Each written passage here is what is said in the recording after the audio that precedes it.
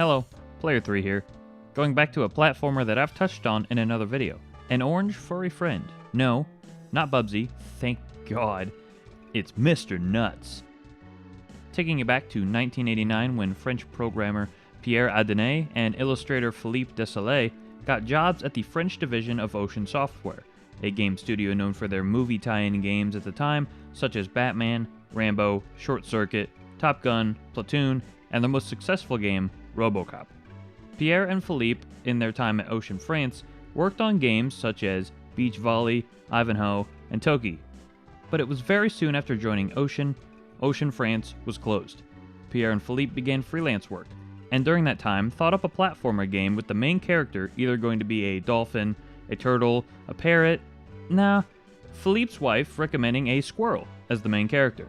So there it was, with the working title of Squirrel's Game, then progressing to becoming Mr. Nutz, but being too vague, adding a Z at the end of Nuts. There it is, Mr. Nutz. Pierre and Philippe showed the game to Ocean in hopes of publishing it. Ocean agreed, releasing the game on a plethora of consoles at the time, but not releasing on the Amiga, as personal computers weren't as profitable, at least by Ocean's standards. Though, soon after the release of Mr. Nutz and its success it had, a version was made for the Amiga, called Mr. Nutz Hopping Mad. But, as for what I strive for, playing the first released version, usually, which happened to be on the SNES, and which also happened to be the highest acclaimed version. But before I tell you about that, let me take you on an adventure. One that they wouldn't have taught you in school, but a grand event that happened right here on Earth, when the Yeti tried to bring us all into a new ice age and take over the world. But fear not. Our fearless hero, Mr. Nutz, will travel far and wide, taking on allies of the terrible Yeti, until he finally reaches him and thwarts his evil plan. Let the adventure begin. The first of 6 stages in a dark forest, as the manual describes it, things don't look good, and you're bound to bump into Mr. Spider. Great! I hate spiders, and the first boss is one. Getting the hang of the controls using the default configuration, though there are many as the manual displays, the manual is full of quite a few helpful bits actually, from the short synopsis of each level, to what you need to gather to regain energy and lives, to some helpful hints and tips. So now I'm on my way in the first stage, which are each split into 3 zones. Stage 1 being Woody Land, and the first of 3 zones now in this case, Journey 1. And boy are there a lot of enemies. You got the apples, which can sometimes kill each other, which is nice. You have these inchworms and ballerina flowers? I think the Yeti did more than just start a new ice age. This is not normal to Earth. Thankfully, just about all the enemies are easy to kill, which is nice because there are quite a few of them, and there's also never a moment that I've seen without an enemy on screen. You can shoot them with any acorns you have collected, or jumping on them will always work, as long as you get the hitbox right and not slightly on the side when it looks like you're on the top of them. Anyways, here's Mr. Spider. Oh, my bad. I mean, Mr. Rootin' Tootin' Spider. I can't say I've ever seen a spider depicted like this. I don't know what to say. It appears that for the boss fights, you can't use the acorns. Just jump on them. You are also apparently able to use your tail to attack too. Not sure if it would work with the bosses though, but for some reason I could never get it to work. And I'd just die trying. Which is something worth mentioning as well. So when you run out of energy, you die and lose a life, causing you to restart from the beginning of that current zone in the current stage you were on. But if you run out of lives, you can continue indefinitely by hitting start, or don't and it's game over, but if you continue, you start all the way back at the start of the current stage, Zone 1. So, you spent an hour making it to the boss only to run out of lives, well, better start the stage all the way over, then go through Zone 1, 2, and 3, and then the boss fight.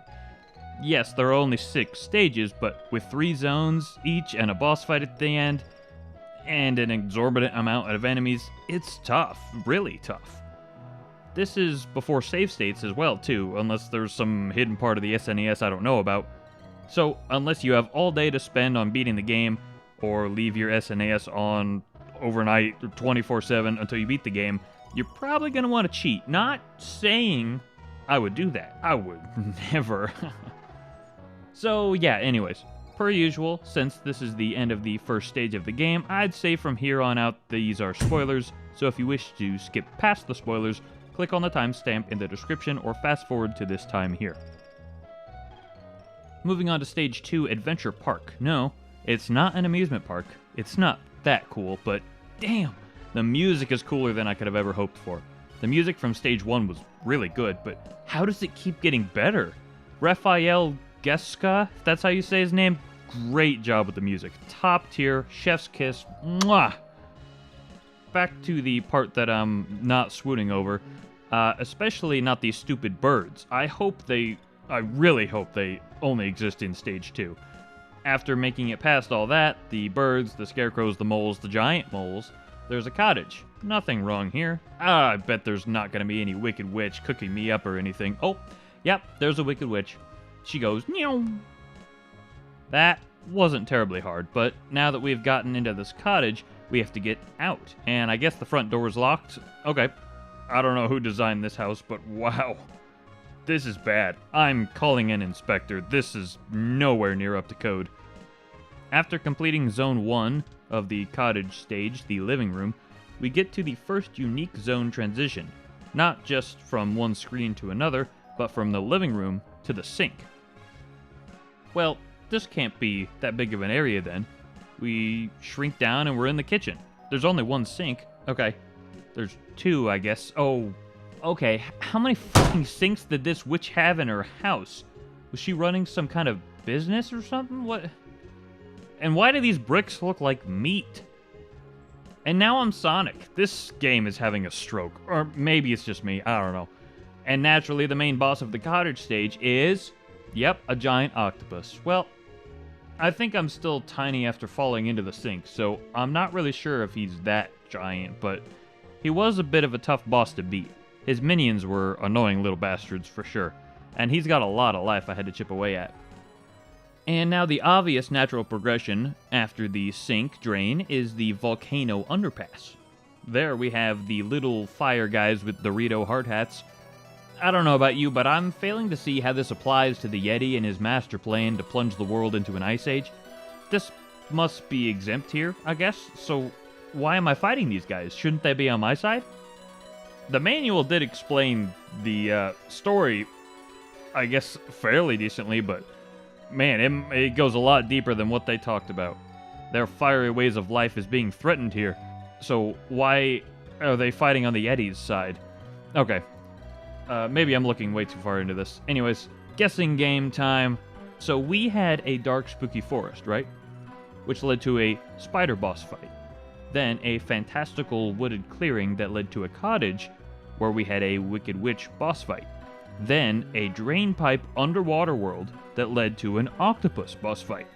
I'm seeing a bit of a pattern here. You picking up on that? Picking up what I'm putting down? So the boss then here, in the fire area, volcano, must be some sort of fire guy, right? Like a fireball or a rock golem or... Oh, we're in the clouds now. Oh, this changes everything. Hold on. The music, the vibes, probably the boss too. But until then, I have to deal with these stupid bombers. Maybe the most annoying enemy I've faced so far. Ah, okay, here's the boss. Oh, how do you say that? Agraumpapas? Oh my god, what the fuck is that? He's a giant. I'm Jack and I've climbed the beanstalk. Oh, this is actually pretty easy. You can't catch me. Oh my god, how many eyes do you have? Overall, though, he actually wasn't that bad. Now we make it back to the ground, onto the mean streets. Okay, I'm cruising for a bruising. These are not the streets I was picturing. This is a carnival. I like the drunk mice and the items hidden in the carnival booths, but my god, there's a lot of bees. This has got to be like some sort of infestation. They're huge. What are these, those Japanese murder hornets? Okay, part 2 is basically the same. Zone 2. It's just dusk now. Then Zone 3 carrying on nighttime, and the same thing. Whoa. Are you kidding me? The birds? Again? Oh! At this point, I actually did break my controller, but it's okay. I got Amazon Prime, so 2 days later, I made it to the boss. Once again, back on track. The boss of the carnival is a clown. Makes sense. Don't lose your head, buddy. Oh, okay. A bit difficult dodging everything, but not extremely hard. The bosses of these stages haven't been extremely tough so far, but the large number of enemies along the way have been the real kick in the pants. Okay, we've made it. The last stage. Ice Scream. Nice. Wow, look at these fucking traitors. These humans who have sided with the Yeti. I'm trying to save the planet here. So, it takes a squirrel to save the Earth while the humans turn against everyone? Lovely. As expected, there's a lot of ice, and it is slippery, not impassable, which is nice. Boy, oh boy, there are some weird enemies here, though. After entering the ice cream igloo, we have the ice cream mites that roll around like Sonic. Wait. So we're at the Yeti's home base now, right? The birth of the new ice age? And the ice cream here is melted? Huh? This is almost as bad as that Starbucks cup in Game of Thrones. Where's the continuity? This is taking me out of the world. It's not making sense. Out of the igloo, it's starting to thaw out. Oh, it's starting to thaw outside. Maybe what I've done so far is already turned back the effects of the new ice age. Oh, it's showing my progression. I'm sorry, game. I've been too harsh. This is some big brain storytelling, and my smooth brain just wasn't able to grasp it till now. Anyway, here he is, Mr. Blizzard. Why he is mentioned in the manual as only the Yeti and now only referred to as Mr. Blizzard, I don't know. But I'm fairly certain this is him. Yeah, it was him. I did it. Woo! That was Mr. Nutz. Oh, and you will meet him again very soon for even more wonderful and crazy adventures. Well, my definition of very soon and yours must be very different because there was no Mr. Nutz 2. Not yet, anyway. Maybe soon. Well, before I reveal my rating, let's see how it fared on release. It seems that the reception it garnered fluctuated between meh and really enjoying it. I mean, it did receive an award for the best platform game of 1993 from Console Plus magazine, which Philippe takes great pride in, and Nintendo Power rating the game as such. 3.8 out of 5 for sound and graphics, 3.7 for play control, 2.8 for challenge, and 2.9 for fun and theme. However you want to think of that as. For me, though, I only need one number rating, and between meh and really enjoying it, my rating would fall actually in the meh category. I'm giving Mr. Nutz 5.75 out of 10. There are elements that blew me away for sure, and on their own, I would say they are 10 out of 10, or at least very well done. Those being especially the sound, mainly the music, and the graphics. The mechanics as well, but everything else just fell a little bit short for me. And those bits are important to a game, the story, the difficulty, etc. This rating is pretty close to what I predicted before I started the game. I didn't expect to get blown away, it just felt a bit underwhelming at the same time. But don't let that deter you. This is my opinion. The game itself still holds a place in many people's top games list. It is a cult classic for some, so if you would like to give it a try for yourself, go for it. If you played it before, let me know what you thought. If you have any recommendations for games for me to play in future videos, leave them in the comments below. I hope you've enjoyed this video, and I hope you'll enjoy what I have in store.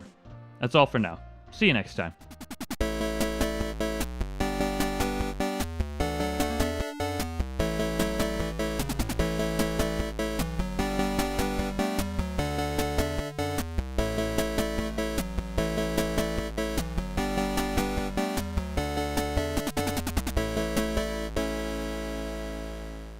You know, I don't think I ever saw Mr. Nutz grow back to his normal size after leaving the sink level. I think everything after that was just tiny.